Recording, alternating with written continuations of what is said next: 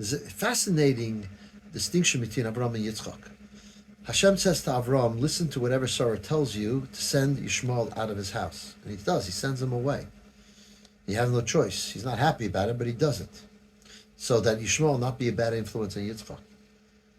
Yitzchok, on the other hand, was blinded through the smoke of the idol worshipping of his daughters-in-law, the wives of Esau.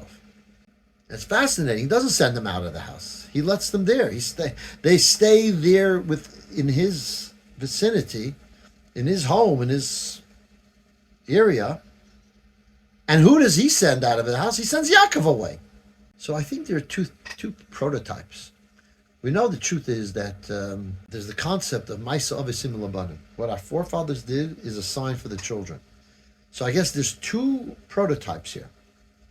Avraham sent Yishmael away not to be a bad influence on Yitzchok.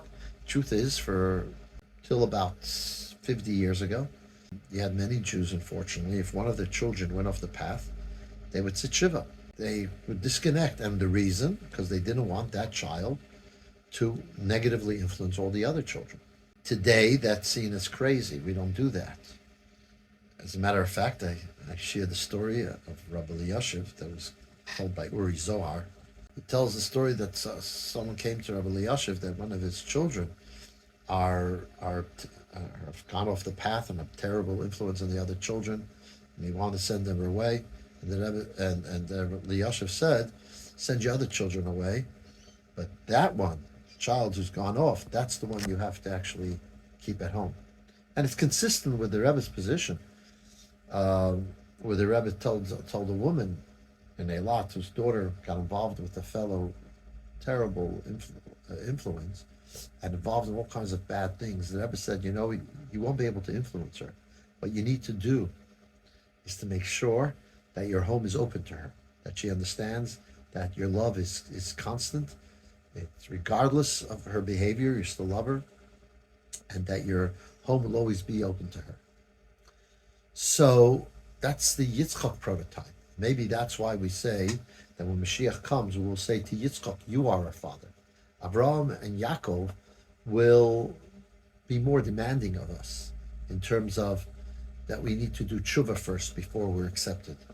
Yitzchok is the father who accepts Esav even as he's Esav. Even with his wives who are idolaters, he doesn't send them away. And I think that is more the prototype of today's day and age, where we need to show our children, even if we don't agree with how they're behaving or what they do, that we, notwithstanding that, together with telling them how, or sharing how this behavior is not okay, but that our love for them is there regardless. We love them regardless of what they do, because there's a central bond. And if they feel that love, hopefully that in itself brings them back. But even if not, it's the right thing to do. A parent has to show their child they love them regardless. That's the Yitzchok prototype.